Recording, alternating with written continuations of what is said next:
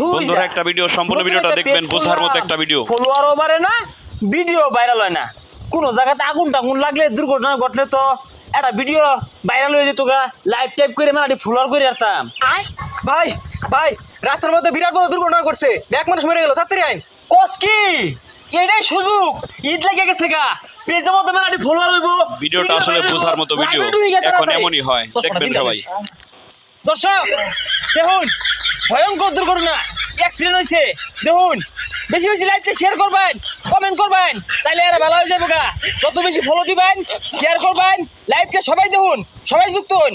দেখুন কেনতে কত বড় দুর্ঘটনা করছে ভাই। হসপিটাল দুর্ঘটনা কিভাবে ঘটলো?